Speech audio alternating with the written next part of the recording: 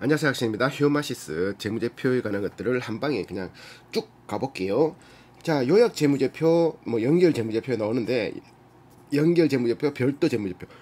별도는 휴마시스만 한 거고, 연결은 휴마시스가 종속회사처럼 지분을 많이 가지고 있는 거, 그런 것들 다 연결시켜서 했는 연결 재무제표. 근데 연결 재무제표의 매출 3,263억, 별도의 매출 3,269억, 별도가 더 크노?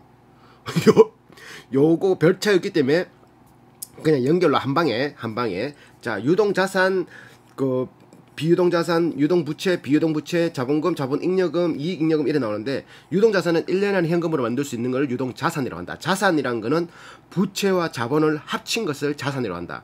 자본은 내 거, 자산은 부채도 자본도 빚도 내 거도 합친 걸 자산이라고 한다. 그러니까 100억 자산가, 100억 자본가, 100억 자본가는 자기 것만 100억인 사람, 100억 자산가는 자기 것하고 빚도 포함해서 100억인 사람. 자, 비유동자산은 1년 안에 현금으로 바꾸기 힘든 것들을 비유동자산이라고 하고, 유동부채는 1년 안에 갚아야 될 부채, 비유동은 장기성 부채, 그리고 자본금, 액면가 곱하기 주식수가 자본금, 그리고 자본잉여금은 발행가, 뭐 발행가 있잖아, 발행가. 액면가는 주식 한 주가 그냥 액면 500원짜리, 100원짜리 이렇게 말한다면, 발행가는 뭐 시장에 10,000원에 나왔다. 지금 시장에 코스닥에 오늘 하루하루 뭐 시장가 있잖아. 그런 시장가, 혹은 전환사채를 발행할 때, 혹은 신주를 발행할 때 발행가. 발행가에서 액면가를 빼면은 액면가만큼은 자본금으로 들어가고, 자본잉여금은 발행가에서 액면가를 뺀 금액들이 쌓이는 거.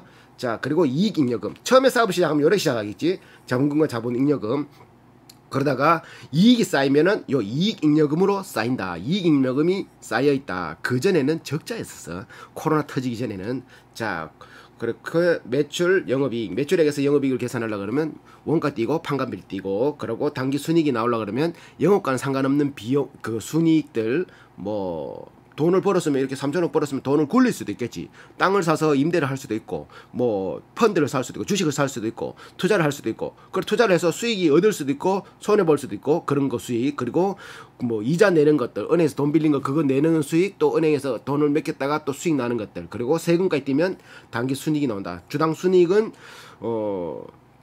순이익 나누기 주식수를 하면 주당 순이익이 나오지. 이렇게 다시 이제 또 들어가면, 자, 여기서 칠해놓은 거는 작년보다 증가했는 거. 현금성 자산 석 달 안에 바꿀 수 있는 걸 현금성 자산으로 하는데, 1,700억에서 2,100억으로 증가.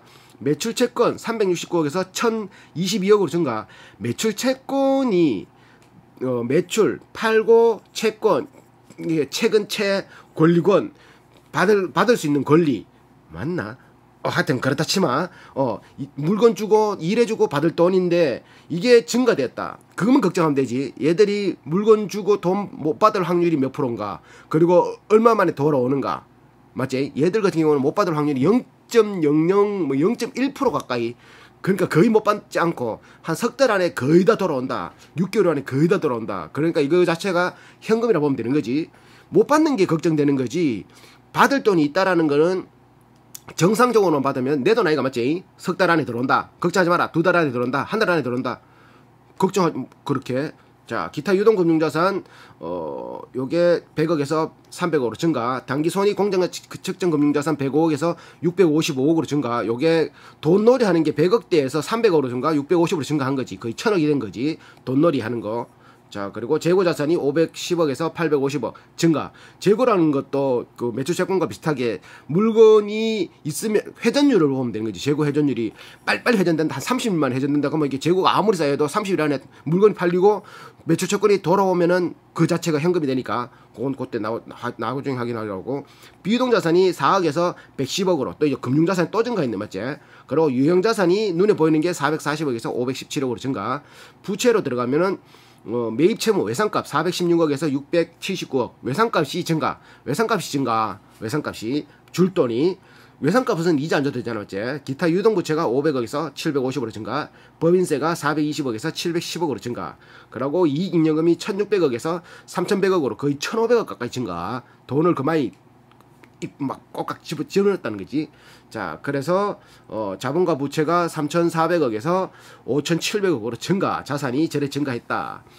자, 요거 뒤에 거 한번 보고 올까? 자, 한번 보고자. 자, 아까 전에 봤던 거 그 대신에 근데 여기 대주주의 지분이 6.9%밖에 없네. 차정학 대주주가 6.9%밖에 없다. 6.9%라는 건 30% 정도는 돼야 20% 정도 넘어야 경영권 방어를 하고 뭘 할 때 뭐 조금 유리할 건데 6.9%면 야, 이 경영권 방어가 되나? 적대적 M&A를 한다고 자본을 이렇게 계속 이 휴마시스 주식을 계속 사모으면은 6.9%는 바로 넘을까 이거 맞지?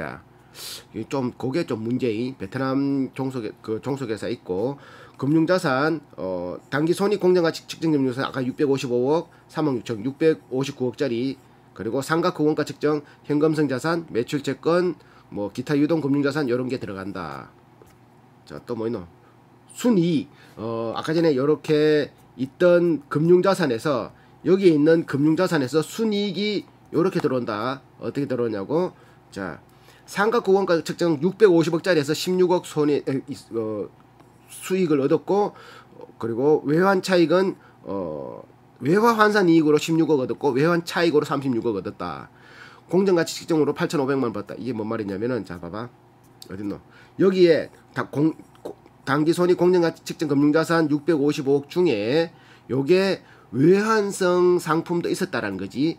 그러니까 단기 손익 공정가치 측정 금융자산은 8,500만 원 이득이 얻었고 상각 후원가 측정 금융자산 상각 후원가 측정 금융자산 총 3,600억 중에 외환 수익으로 어디노? 수익으로 16억을 벌어들였다. 뭔 말인지 알겠지? 손실로는 아직 없고 수익으로 36억 벌어들였다. 손실은 뒤에 가면 또 나오는 거니까. 자, 여기 있네. 요 뒤에 가면 또 자세히 나온다. 그때 보고 현금성 자산은 현금으로는 100만 원 있고 외화로 180만 원 있고 예금으로 622억 외화 예금으로 1,541억. 그러니까 1,500억이라는 외화 예금이 있으니까 환율의 영향을 굉장히 크게 받을 수 있는 그런 것도 있겠지. 그래서 총 현금성 자산이 2,164억 정도 있다. 매출채권 총 1,000억 중에 손실 충당금이 13억이다. 1,000억에 13억이면 1% 정도 되지. 아니다. 1,000억에 10%면 100억, 10%면 10억이면 1% 정도 되네. 0.1이 아니고 1이네. 1이다. 1이야 1%다. 1% 정도 되네. 1% 가까이 되네. 1% 쪽 정도 맞지? 맞잖아. 1,000억에 10억이니까 그러니까 손실 충당금이 1%면은 거의 다 받는다고 보면 되지. 이 손실 충당금 같은 경우는 뭐 내가 그걸 지었는데 1,000억에 1%지만 뭐 그 전에 거 쌓이고 해서 총 쌓이는 게 13억이라고 보면 돼. 자, 당분기에 총장부 금액 1,004억 중에 기대 손실된 게 0.8%밖에 안 된다. 다 받았다는 거지. 1,000억 중에 3개월 이하 2억 8천만 원, 2억 1억 8천, 1,000억 중에 2억 8천만 원, 2억, 그럼 총 한 5억 정도만 그 초과된 게 있고 나머지는 다 받는다는. 그러니까 연체되지 않는 게 0.8%밖에 없다. 연체된 게 0.8%밖에 없다. 이렇게 해석하면 되는 거지. 다 받는다 소리야. 다 받는다. 자, 또 뭐 있노? 얘들의 단기 금융손익 공정가치 측정 아까 650억짜리 이게 보니까 신탁에 100억 맞게 나왔고 그리고 MMF가 뭔가 봤더니만 머니마켓 펀드 단기 금융 펀드라고 1년 안에 돈 굴리는 것들 손실 볼 수도 있고 뭐 이득 볼 수도 있는데 보통 손실 보는 거 좀 확률이 작은 그런 식의 MMF를 550으로 굴려. 그럼 전기에는 몇 억이 있었냐? 전기에는 100억 있었어. 100억 있었는데 400억 더 넣은 거지. 이렇게 해서 금융자산이 650억 불어났다. 기타 금융자산은 단기금융상품 305억으로 굴리고 있다. 단기금융상품 단기로 이제 굴리는 요거는 그냥 상품 이름이고 MMF는 단기금융상품은 주식펀드 뭐 여러가지 중에 하나겠지. 자, 그리고 재고자산은 제품 228억, 원재료 460억 이런 식으로 증가됐다. 뒤에 가면 또 한 번 더 나오니까. 그리고 유형자산은 기계 사는데 19억, 공구 사는데 2억, 건설 중인기 63억 해서 총 86억치 유형자산이 지금 쓰이고 있다. 썼다. 이렇게 무형자산은 4,300만원. 자, 또 뭐 있노? 전기 전환사채 18년 8월에 85억짜리 전환사채를 23년 8월에 만기일인데 사채 발행 후 1년 경과날 19년 8월 24일부터 만기일 1개월 전까지 전환 청구기간 전환을 청구할 수 있다. 그래서 전환을 청구해서 총 85억이 20년 5월 26일 날 전환 완료했다. 뭔 말이냐? 돈은 안 갚았고 이게 시중에 주식으로 풀렸다. 자본으로 들어왔다. 보통이 자본으로 들어오니까 자본으로 들어왔다. 전환 완료했다. 주식수가 불어났다. 사회적립자산은 20억인데 거기에서 20억을 굴려서 64억이 들었다. 사회적립자산을 두는 이유가 퇴직금이나 그 직원들이 추후에 퇴직을 하고 받을 수 있는 돈들은 미리미리 쌓아두는데 그걸 쌓아두다가 이 사람이 퇴직을 하면은 발생되는 돈이기 때문에 언제 퇴직만 하면 그 돈이 그냥 노는 돈이라고 생각할 수 있어서 예전에는 그 돈을 가지고 이렇게 비자금으로 활용하고 그런 것들이 많았는 모이라. 그러다 보니까 그걸 이제 법제로 이제 뭐 이렇게 그 시스템을 만들다 보니까 규제를 하다 보니까 이 돈은 사회 적립 자산으로 별도로 관리해라. 그러니까 사회에다가 회사 안에서 관리하는 게 아니고 회사 밖에다가 사회 그러니까 은행에다 예치하든지 이런 식으로 안전한 데다 예치해서 20억이라는 돈이 6,400만 원에 640만 원의 수익을 냈네. 이런 것들 3,700만 원 지급했는 거. 요거는 돈 줄 수도 있는 거니까 사회 적립 자산으로 쌓인 돈이 직원들한테 뭐 이렇게 줄 수 있는 이런 것들 있고. 그리고 퇴직연금 19. 요거는 다음 항목으로 사회 적립 자산은 퇴직연금으로 구성된다. 요 말이겠네. 맞지? 자. 또 뭐 있노? 넘어가고 정부 보조금 자가서 패스 이익잉여금은 말했지 수익이 쌓이면은 쌓이는 돈 수익이 이득이 순이 다 뛰고 순이익이 계속 쌓이는 돈 지금 전기까지 뭐 이건 21년도잖아 21년도 22년도 20년도 19년도는 마이너스 19년도는 마이너스인데 20년부터 플러스 왜? 그 뭐고 그 코로나 진단 키트가 터져가지고 흑자가 됐지 19년까지 돈 계속 1년에 뭐 10억 100억씩인가 10억씩인가 까먹고 있었어. 계속 순이익 계속 적자다가 갑자기 여기서 이제 터진 거야. 그걸 뭐 잘 생각할 수 있겠지. 그렇게 그래서 돈이 쌓였다. 매출액 매출 원가는 자 이제 다시 앞으로 들어가가지고 매출액 매출 원가는 좀 앞으로 들어가서 다시 한번 짚고 들어오면 매출액 매출 원가 어디노? 자 어디노? 자 여기 있다. 포괄손익계산서에는 매출액에서 원가를 떼고 그러면 매출 총 이익이 나오고 거기에서 판매비 판매할 때 들어가는 비용 관리비 관리할 때 들어가는 비용 창고 비용 뭐 직원 비용 여러 가지 뭐 물세 수도세 운반비 뭐 수수료 뭐 이런 거 다 들어가 있지. 그런 것을 판관비라고 한다. 판매비 관리비 판관비. 그래서 그걸 떼면은 영업이익이 나온다. 영업이익이라는 소리는 원가 띄고 판매비 관리비 띄면 영업이익이라는 소리지. 어디에서? 매출액에서. 그럼 영업이익에서는 뭘? 기타 이익. 아까 말했지. 은행에다 뭐 예금해놨든지 아니면 뭐 주식을 산다든지 뭐 부동산을 사서 수익이 발생되고 손실 뭐 기부를 한다든지 뭐 또 뭐 샀는데 빵고가 난다든지 달러를 샀는데 환율이 떨어진다든지 그런 식으로 손실 볼 수 있지. 금융수익은 이자 내가 은행에다가 몇 개 놨는데 그 수익이 발생되는 거 혹은 그 뭐 이자 비용 내는 것들 그런 금융 쪽으로 연관된 것들 그리고 세금까지 딱 띄면은 뭐가 나온다? 플러스 마이너스 시키면 당기 순이익이 나온다. 그럼 요거에 대해서 다시 한번 짚어보면 자 뒤로 가서 보자. 아까 전에 어딨나 당기 순이익 그제? 매출액 원가 상품 매출은 없다. 얘들은 상품과 제품은 바로 팔 수 있는 걸 가져와서 파는 거를 상품화 시킬 수 있는 거를 상품 매출 상품이라고 그러고 제품은 지가 직접 만드는 거 만드는 게 1142억이고 제품 수출은 2089억이다. 수출 매출이 더 높지. 거의 한 7대3 비율이네. 6대4 7대3 비율이겠네. 맞지? 1000억이니까 3000억 중에 그런 비율로 수출이 지금 여기에는 포인트다. 수젠텍은 내수가 강했고 시젠도 수출이 강했고 시젠도 수출 비용이 뭐 한 6대4 4.5 5.5대 4.5 정도. 얘도 스위마시스 같은 경우는 한 6대3 2089 2089 나누기 3263은 64% 대 26%네. 36%네. 이렇게 거의 7대3 비율로 이렇게 수출을. 원가, 매출의 원가는 아까 상품 매출은 거의 없다고 했던 거. 제품 매출 원가가 뭐 제품 제조할 때 1234억 들어갔고 매출 원가는 1100억밖에 안 된다. 3200억 매출 중에 원가가 1100억 요거 한 1000억 정도 되니까 아까 30몇 %였잖아. 맞지? 30몇 %. 원가가 30몇 %짜리밖에 안 돼. 그러니까 원가율이 굉장히 좋은 거지. 왜? 30%짜리 원가거든. 나머지 70%는 뭐 이제 관리비 이런 것만 세금만 덜 내버리면 이빠이 땡길 수 있잖아. 원가율 그거 거의 높았던 게 최근 공부했던 것 중에 클래시스가 난 탑이었던 거로 생각했는데 최근에 그걸 뛰어넘었지. 우리 기술 투자.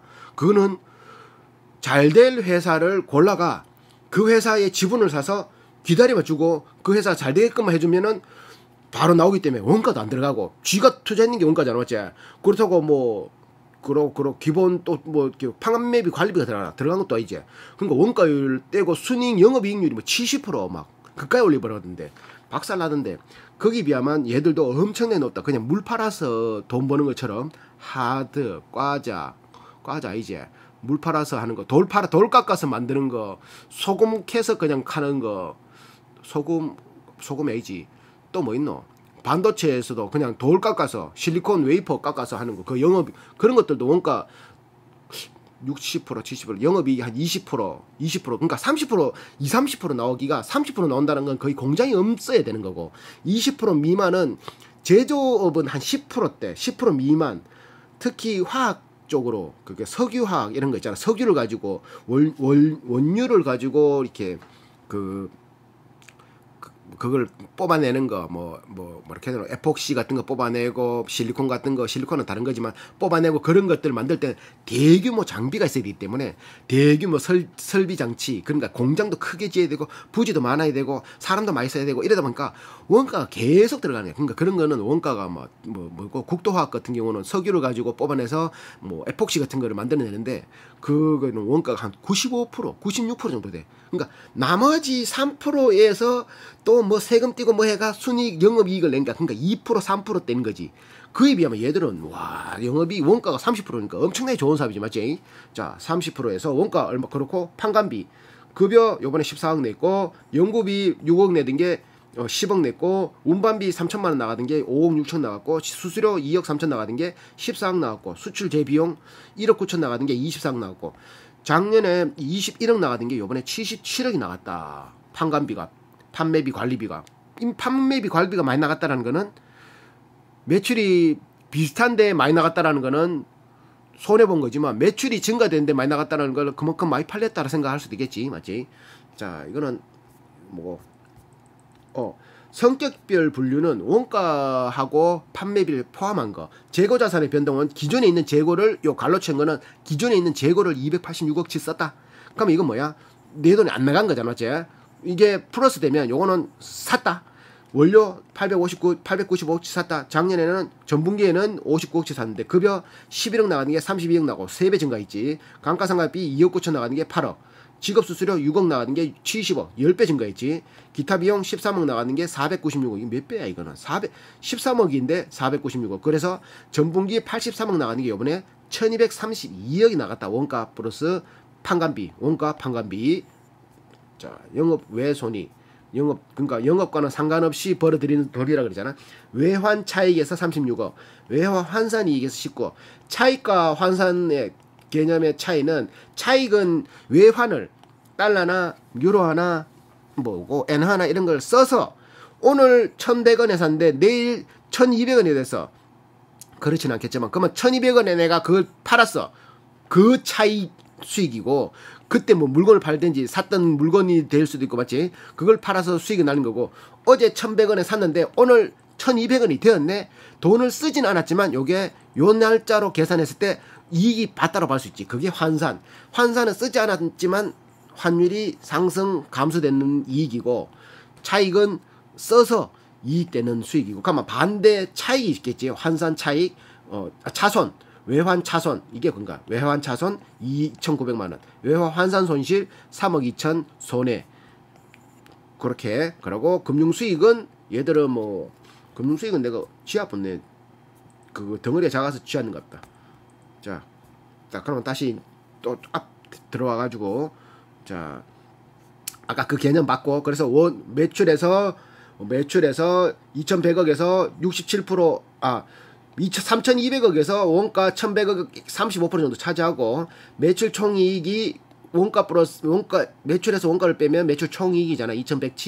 17억, 그게 64%가 되고 거기서 판관비 77억인 2.3%를 빼면 영업이익은 2031억, 62%에 달한다. 거기에서 기타 수익 60억, 손실 3.5, 아까 전에 기타 수익 외환 차익, 외환 환산 이익이었지.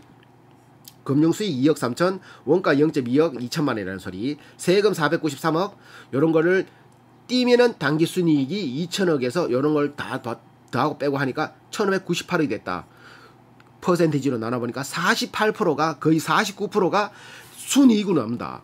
박살난다 맞지? 그래서 EPS를 계산하니까 그 1598억 나누기 주식수를 하니까 뭐야? 한 주당 순이익이 4673원. 그리고 거기서 주당 순이익이 나오면 나누기 그 주가 나누기 EPS 하면 뭐가 나온다? PR, Price Earning Ratio가 나오잖아.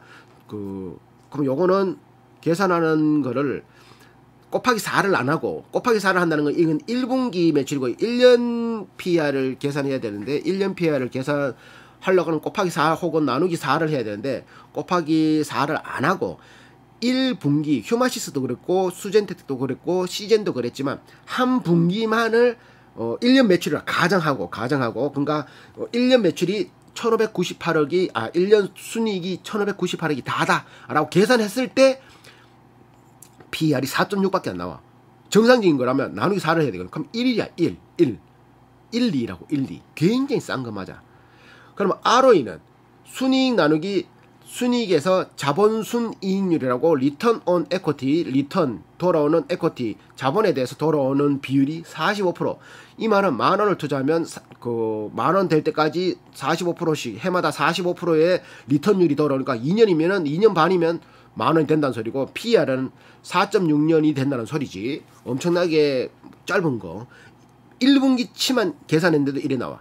이게 수젠텍은 잠깐만, 수젠텍은 몇 년 얼마 나왔더라? 수젠텍도 1년 계산했을 때 이건 아로 25% 수젠텍. 시젠도 1년 계산했을 때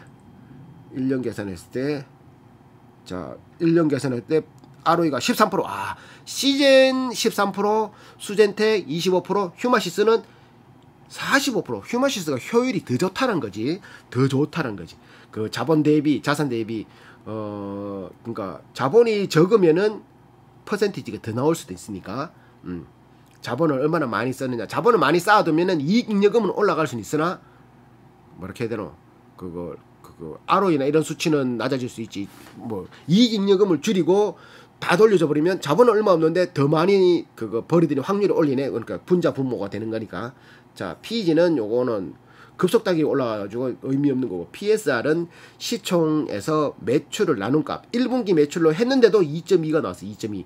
중소기업은 뭐 대기업은 2, 중소기업은 3, 바이오는 8이라고 했는데 얘들을 바이오라고 보긴 힘들고, 바이오는 맞는데 신약 그런 건 아니기 때문에 맞지? 그러니까 바이오라고 보긴 하고 그냥 중소기업이라고 치더라도 싸다는 거 맞지?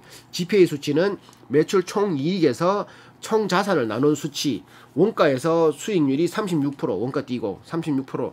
이것도 굉장히 높은 수치. 수젠텍이 휴마시스가 좋네. 멀티플 수치가. 자, 이렇게 봤고, 자본금 변동표, 자본 변동표를 보면 자본이 있는 자본 항목들이 자본금 액면가 곱하기 주식수, 자본 잉여금 발행가에서 액면가를 뺀 주식수, 기타 자본 구성요소 뭐겠노 이게? 자회사가 감은 돈, 뭐 이렇게 뭘 살 때 도는 돈, 뭐 여러 가지. 그리고 기타 포괄 손익 누계, 뭐 안 적혔네. 기타 포괄 손익 누계, 해외 사업에서 까먹는 돈, 뭐 들어오는 돈, 이런 것들 들어오는 거고, 이익잉여금은 순이익 혹은 배당금. 배당금은 마이너스, 순이익은 플러스. 이런 식으로 해서 총 쌓여 있는 돈. 그래서 지금 3,549억이 기말 자본으로 쌓여 있다. 자, 현금 흐름표. 현금이 흘러가는 것을 적어 놓은 표. 영업활동 현금 흐름이 있고, 투자활동 현금 흐름이 있고, 그리고 재무활동 현금 흐름이 있는데, 기준은 회사를 기준으로, 회사에 돈이 있으면은 내 주머니에 돈이 있으면 플러스, 내 주머니 돈이 없으면 마이너스, 받을 돈 마이너스, 줄 돈 플러스. 줄 돈이지 줬는 건 아니잖아.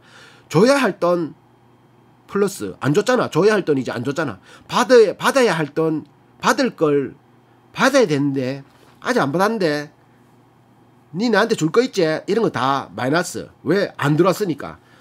뭔 말이냐 있지? 그러면 영업활동 돈을 버는 행위로 인해서 발생된 흐름.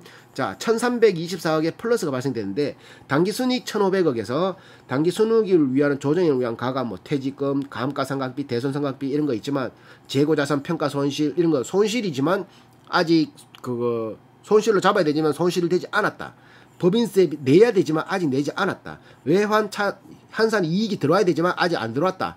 차익이 36억 들어와야 되는데 아직 안 들어왔다. 안 들어온 건 마이너스, 들어온 건 줘야 될 돈들은 아직 안 줬으니까 플러스인 상태. 이런 걸 다 더하고 일단 그리고 영업활동이라는 자산 부채의 변동에서는 매출채권, 미수금, 계약자산, 선급금, 미리 준 돈, 재고자산, 매입채무, 외상값 이런 것들을 총 막는 건데 여기서 보면 매출채권의 마이너스는 갈로는 증가. 매출채권이 증가되면 못 받았다는 소리잖아요. 640억 못 받았다. 선급금 증가. 16억 미리 줬다. 돈 주었으면 마이너스랬지.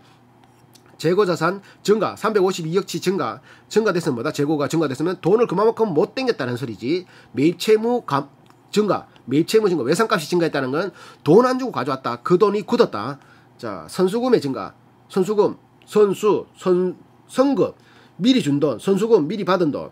미리 받은 선급금, 미리 준 거, 손수자, 미리 받은 금액, 미리 받은 금액이 11억. 감소됐으니까 돈 줬다는 소리지. 미리 준 돈이 증가됐으면 돈 안 줬는 건데, 감소됐다는 건 돈 줬다는 소리겠지. 계약부채의 증가. 계약했는데 줘야 될 돈이 증가. 그건가? 그럴 것 같은데, 263억. 자, 그렇게 해서 총 다 더하니까, 영업활동 현금 흐름이 그래도 1324억의 현금 흐름이 발생되게 된다. 요게 만약에 마이너스면은 한 번만 마이너스라면은 걱정될 게 없고 뭐 1년치 마이너스 돼도 걱정될 필요 없어. 기존에 잘했다면 기존에 계속 잘했는데 마이너스 뭐 1년치 마이너스 돼도 상관없다라는 거지. 근데 기존에 뭘 했는데 요번에도 뭐냐면은 문제 있다는 거지. 왜? 현금이 돌지 않는다고. 현금이 돌지 않으면 부도 나는 데는 부도는 뭐고 돈을 바로 지급을 못해서 부도 나는 거잖아. 막말로 오늘 날짜 내일 날짜로 1억을 갚아야 되는데 내 수중에 그거 1억이 현금이 흐름이 되지 않아. 10일 뒤에 한 3억 들어오고 2억 들어오는데 이때까지 내가 신용도를 낮춰놔가지고 신용 잘 못 갚아가지고 은행에서 돈 안 물려준대. 사채도 이제 더 이상 땡길 데가 없대. 그럼 뭐다? 내일 1억을 못 막아가지고 내가 기존에 팔 것도 많고 하는데도 1억을 못 받으면 부도 처리된다. 뭔 말인지 알겠지? 그러니까 현금 흐름이 중요하고 현금 흐름이 잠시 막혀있다 하더라도 기존의 현금성 자산이나 팔 게 많다라면 당분간은 걱정할 필요 없다. 자, 영업활동 현금은 일단 플러스. 투자활동은 내가 미래를 위해서 투자를 하기 위해서 돈을 쓰는 것들. 그게 마이너스면 쓴 거, 플러스면 땡긴 거. 자, 쓴 게 942억이래. 뭘 썼는지 보려고 하니까 당기손익 금융자산의 처분. 이거 당기손익 짧은 시간 동안 굴릴 수 있는 금융자산을 팔았더니만 451억의 수익 발생됐고, 자, 단기금융상품 취득 샀다 200억치, 손익금융자산 취득 1000억치 샀다. 금융자산의 장기금융상품 100억치 사고, 얘들 뭐야 돈놀이 하려고 1300억치 샀단 소리야. 이게 얘들 뭐하는 회사야? 바이오 회사. 뭐야 진단키트, 진단시약, 하여튼 진단하는 회사. 근데 돈놀이 하려고 1200억치 1300억치 샀다. 기장치 19억치 샀고, 공구 사는데 2억치 샀고, 건설주인 거 63억치. 이런 거 괜찮지? 이런 거 괜찮지? 근데 이거 돈놀이 하는데 1300억치. 얼마나 돈이 많으면은, 좋은 생각하면은, 얼마나 돈이 많으면, 야, 돈놀이 하는데 돈 정말 걸리거나. 그래 할 수도 있고, 아니면은 어떤 데는 인건비 사람 더 이렇게 모집하기 위해서 돈을 더 쓸 수도 있고, 아니면은 기계를 확장하기, 건물을 확장하기 위해서 큰 건물을 살려고 시즌처럼 500억짜리 막 1000억치 부동산을 살 수도 있고, 또 연구 인력을 막 반 정도로 모집하려고 그 돈을 더 쓸 수가 있는데, 얘들은 일단 이번 분기에는 금융상품 쓰는데 1300억 쏟아부었다. 1300억 쏟아부었다. 금융상품 이걸로 돈을 굴린단 말이잖아. 어찌 보면 금융상품으로 있는 돈으로 가지고 돈을 굴리는 게 문제야 할 수 있겠지만, 장기적으로 보면은 이 바이오 회사가, 이 휴마시스가 새로운 그거를 만들기 위해서, 캐시카우를 만들기 위해서 굳이 여기에 투자하지 않고 다른데 자기가 잘하는 곳에 투자를 하면 더 효율이 발생되지 않을까라는 생각도 할 수 있잖아요. 그거는 기업을 판단할 때 이렇게 내릴 수 있는 결정이지. 일단 얘들은 1,300억 정도 돈놀이 하는데 쏟아부었다. 자, 그리고 소프트웨어 사는데 뭐 이건 얼마 안 되고, 그래서 그걸 다 합치니까 투자 활동으로 942억 많이 투자했는데 싶었는데 알고 봤더니만 유형자산이나 이런 거 사는 데는 한 80억 정도밖에 안 썼고 돈놀이 하는데 1,300억 쏟아부었다. 재무활동은 자본금이 왔다 갔다 하든지 혹은 은행에서 빌린 이자 은행에서 빌린 이자 주면서 빌리는 것들이 왔다 갔다 하든지에 대해서 적는 건데, 빌리면은 돈이 들어왔으니까 플러스, 갚으면은 마이너스인데 마이너스 1억 4천이네. 보니까 금융 리스 부채 지급한 게 1억 4천. 그러니까 이거는 얘들은 뭐 안 움직였다 보면 되는 거지. 그러면 얘들은 영업활동 플러스 투자활동 마이너스 재무활동 마이너스인 상태, 뭐 괜찮은 상태.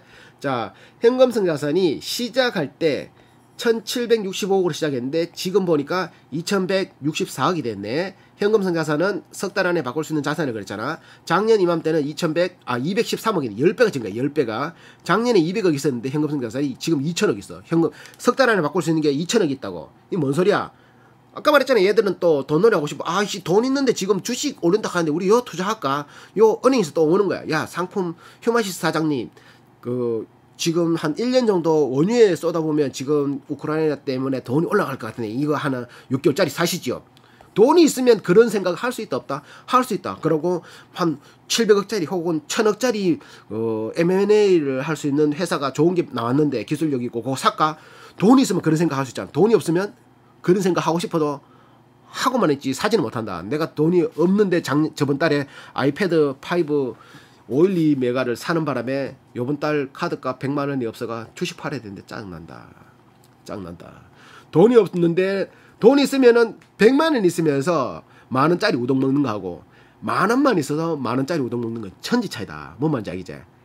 그런 거지. 현금성 자산이 만 원 많을수록 굉장히 유리하고 요번에 현금성 자산이 요번 분기에 398억이 증가했다는 소리야.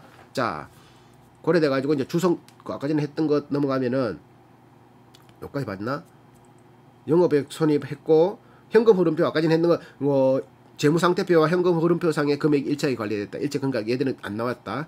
배당 쪽으로 넘어가면 당기 순이익이 전기 요거는 20년, 21년, 22년이잖아. 7기는 20년 그때 순이익이 209억이 된 게 21년도에 1512억의 순이익이 발생돼. 요번에는 1분기 만에 한 분기만인데 1381억. 이건 1년치 팔아서 순이익이 1500억인데 이제는 한 분기에 1381억의 순이익이 발생됐다. 그래서 작년 21년도에 코로나 진단키트를 팔아서 1500의 수익을 발생되어서 순이익의 4.5%를 우린 배당을 줬다. 야, 배당을 주려면 순이익의 4.5%가 뭐고? 맞지? 1500억이나 발생되는데, 그래서 주식수만큼 나누고 순이익의 4.5%, 1500억의 4.5%를 주식수만큼 나누니까 한 주당 200원이 되네. 200원은 보통 주에 1.2% 정도 되더라. 그래서 주당 순이익 배당을 1.2% 줬다 작년에. 자, 5년 평균을 보니까 0.2%더라. 그전에는 뭐 적자났는데 줬었겠는 못 줬지. 0.2%는 뭐야 더러워 죽겠다. 0.2% 배당을 줬다. 그래서 5년 평균 배당 0.2%. 자, 증자 감자 현황 17년 없고 주식 매수 선택권은 스톡 옵션 전환권 행사 85억짜리가 전환됐다라는 거지. 2020년에 전환권 했다 그러잖아. 85억짜리. 요거 1회차는 하이 제2호 기업 인수 목적 합병에 따라서 들어온 전환사채고, 합병 하이 주 2, 1, 2가 그 들어온 거고, 주 3 같은 경우는 아까 전에 85억짜리 전환사채 요게 전환권 행사가 되었다. 처음에는 13만 주 19년도 행사됐다가 20년도에는 420만 주. 그러니까 얘들이 85억짜리를 합치면 600만 주 정도 되는 게 주식이 풀렸단 말이야. 얘들 주식 수가 지금 2천만 주, 500만 주, 600만 주, 한 3,200만 주 정도 되잖아. 3,200만 주 중에 600만 주면은 몇 프로야? 6530, 한 20% 정도 되겠네, 맞지? 3천만 주에 3천에 30에 6이면 20% 정도, 맞지? 20%를 신주를 발행했다. 그러면 기존 주주 입장에서는 이거를 발행 안 했으면 더 좋았겠지. 근데 뭐랬겠노? 19년도에는 적자 나가고 있을 때니까 돈을 자꾸 안 땡기면 자본 잠식에 당해서 부도날 수도 있으니 돈을 안 빌줄 수도 있으니까 전환권 행사를 해서 우리 좀 땡기도. 근데 이 사람 이 전환권 행사했던 11일 발행해서 가지고 있던 주식이 600만 주가 지금 얘들 주가 얼마나 올랐나, 얼마나 땡 잡았겠나, 맞지? 야, 그런 식으로 했다. 자, 또 뭐 있노? 그래서 처음에 스펙 합병할 때 POCT 포인트 오브 이거 테스트. 내 약재 알았는데, 약재를 알았는데 그거 뭐 약자 알았는데 포인트 퍼스 이거 뭐였더라, 찾아볼까. 됐다. 막 POCT 장비 개발하는데 휴대용 테스트기 개발하는데 요거 5억 쓸라 그랬는데 100만원 1000만원 5억 쓸라 그랬는데 5억 썼고, 항체 개발하는데 10억 쓸라 그랬는데 7억 5천만 썼고, 생산 자동화나 생산 라인 증산하는데 56억 쓸라 그랬는데 63억이나 썼고, 영업 분야에 5억 쓸라 그랬는데 5억 썼다. 그래서 총 다 썼다. 돈 땡긴 거 다 썼다. 사모자금 85억짜리는 코비드 원자재 대금 쓰는데 웃기고 있네. 이거 봐봐라. 전원사채를 발행해가 18년도에 땡겨서 85억을 준비해놨는데 실제 자금 사용 내역은 코비드가 18년도에 땡겨 있는 자금이 코로나는 얘들이 원자재는 20년도에 만들었잖아. 근데 그때 돈으로 85억 썼다. 그러니까 이걸 어떻게 해석해야 되지? 미리 나중에 우리 2년 뒤에 완전히 세계를 호령할 테스트기를 만들어낼 수 있으니까 미리 돈을 땡겼다 할 수는 없는 기고, 그때 너무 힘들으니까 땡겼다가 실제로 쓴 돈은 여기다. 일단 나는 목숨만 붙여주세요. 나는 어떻게든지 살아있을게요. 그러다가 하나 터진 거라고 보면 되겠지, 맞지? 운 좋게라고 봐야 되나? 운 좋게 맞지? 어찌 보면 휴마시스 같은 경우는 연구진도 10% 미만이고, 수젠텍 같은 경우도 30%지고 연구진이, 시젠 같은 경우는 50% 가까이가 연구진인데 전체 직원 중에 휴마시스는 10% 미만인데 연구비도 얼마 안 써. 그런데 코로나 진단 키트를 만들어서 대박 친 거고, 맞지? 그래서 85 실제 자금 사용 내역으로 이때 썼다 그랬네. 또 이제 매출채권에 다시 나오는데, 매출채권 1011억 중에 대손 충당금 13억. 왜 설정률이 1.3%지? 1000억에 13억이면은 나누기 하면은 1%아이가 1% 맞지? 1011 나누기 13. 잘못했다. 13 나누기 1011 곱하기 100. 1.2%. 1뭐 또 계산하는 게 잘못, 뭐 다른 것 같다, 맞지? 하여튼 내가 봤을 때 1%. 매출채권 대손 충당률이 1%. 자, 작년에는 1.8%. 봐라, 이건 계산 잘 됐네. 이거 못하는데, 맞지? 이거 못하는데 300억에 5억. 300억에 5억? 이거 어떻게 계산하는 방법이 따로 있나? 5 나누기 302 곱하기 곱하기 100. 잠깐만. 5억 나누기 302억 곱하기 100. 1.6. 이건 또 1.6%. 봐라. 1.6 맞잖아. 그러니까 얘들의 매출 채권은 코로나 진단 키트가 나오기 전에는, 나오기 전이야. 나오기 전에는 10% 막 더, 그러니까 10개 팔면은 1개 못 받고 100개 팔면은 한 10개 못 받고 이랬는데, 코로나 진단 키트는 회사에 파는 게 아니라 거의 국가대로 막 납품해줬기 때문에 나라가 그걸 띠몰 리는 없잖아. 그래서 거의 다 받았다고 보면 된다고 생각한다는 거지. 그리고 그게 회수율이 기대 손실률이 0.8%. 다 받았다. 매출채권 이거로 현금으로 다 받았다. 그리고 매출채권은 거의 다 받았다. 의미 없는 거지. 그리고 재고자산은 요번에 858억이고 14% 전체 자산의 14% 되고, 그게 6.27에 6.27이라는 건 365를 나누기 6.5 365 나누기 6.2는 58일, 그 60일 안에 물건이 창고에 60일 전에 들어오면 다시 팔리고 60일 정도 되면 나가고, 평균적으로. 작년 같은 경우는 전체 자산의 581억, 전체 자산의 15%인데 회수율은 13일 곱하기 2지 60일인데 30일 만에 팔렸다는 거지, 재고가. 그 전년도는 2.1일에 365일 나누기 2 하면은 얼마야? 180일. 180일 거의 한 6개월에 물건이 한 번씩 나가고, 재고가.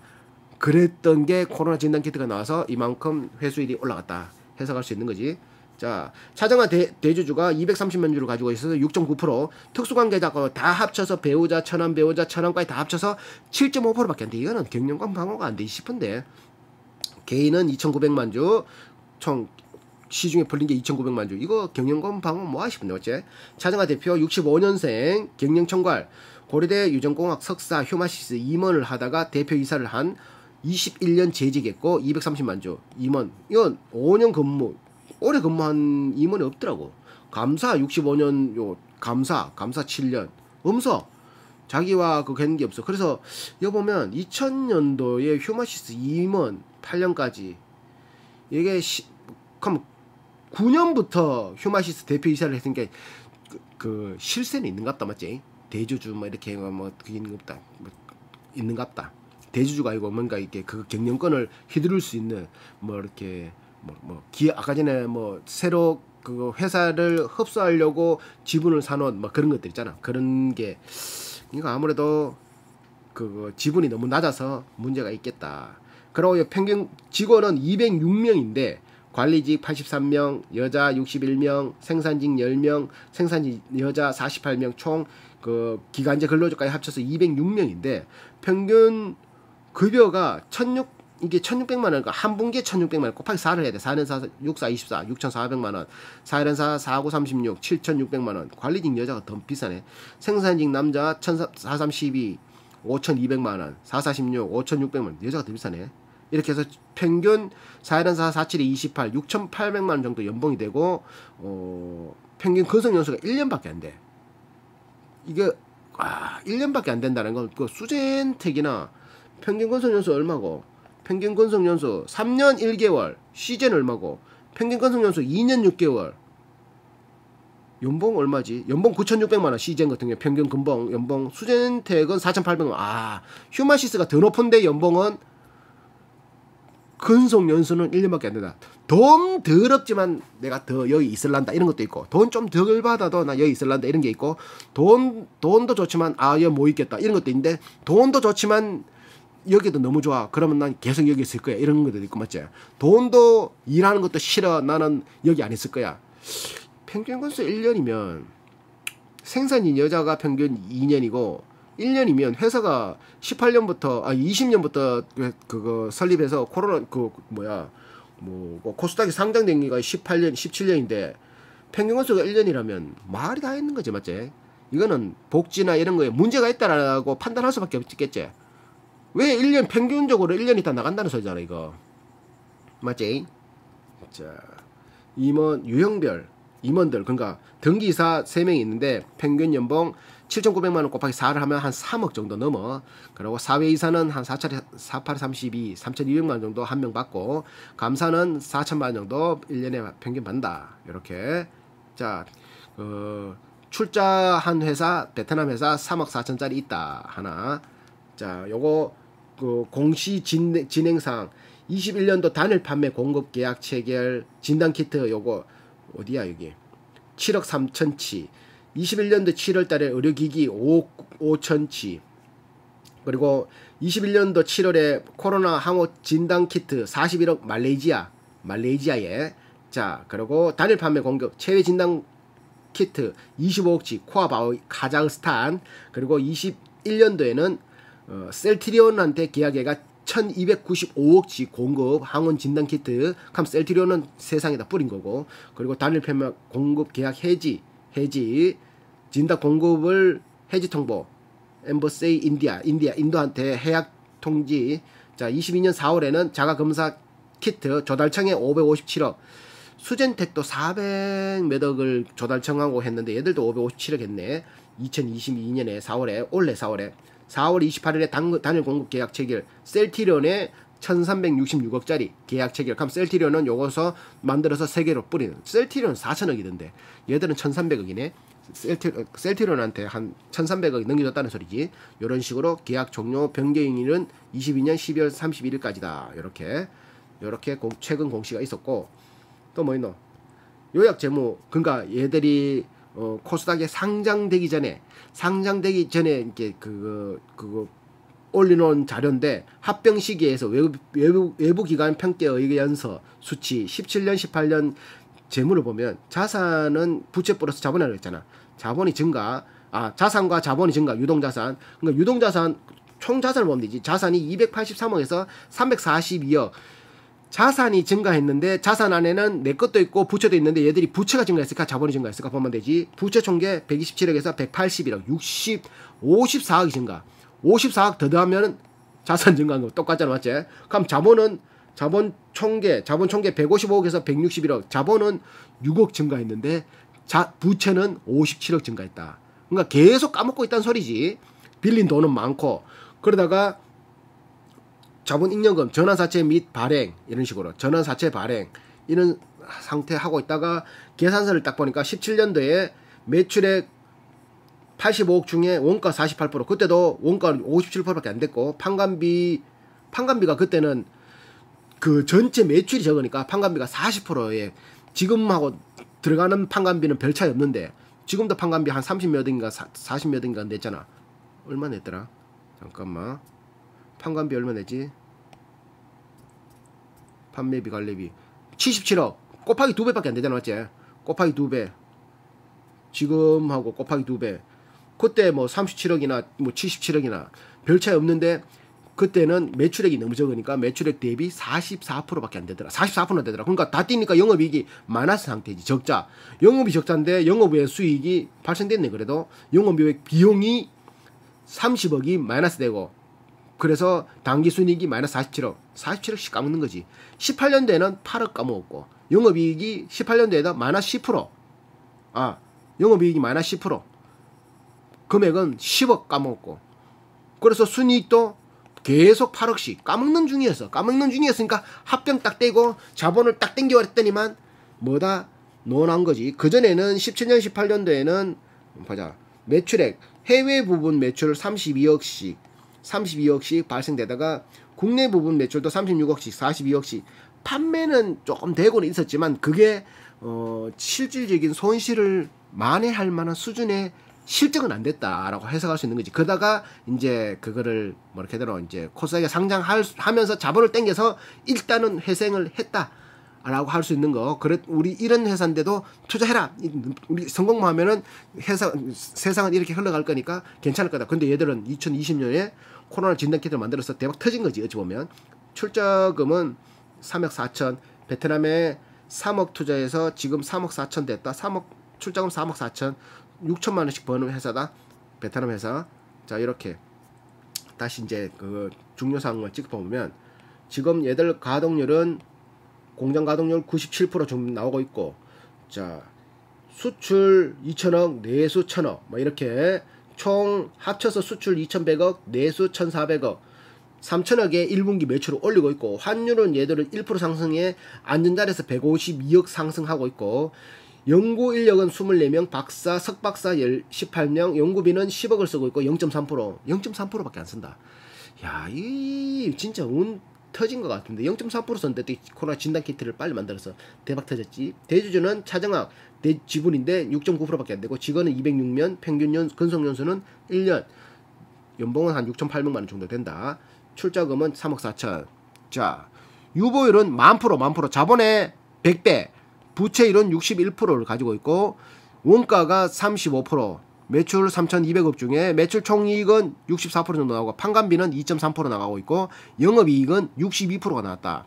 기타 수익, 기타 비용, 뭐 이거 세금 띄고 당기순이익을 계산하니까 거의 49%에 달하는 당기순이익이 발생되더라.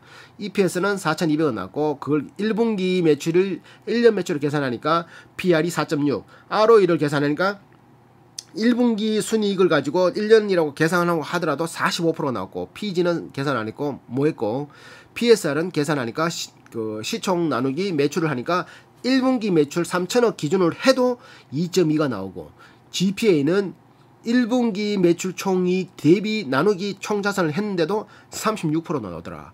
야, 그런 가운데 5년 평균 배당은 0.2%, 매출 채권 대손 충당금은 한 1% 정도, 그리고 연체되는 거는 거의 없다. 다 받았다. 재고 자산은 총자산의 14%, 회전 횟수는 2회, 그러니까 한 160일, 180일 만에 재고가 돈다 해석하면 된다. 이렇게 네이버 금융은 입으로 만물어로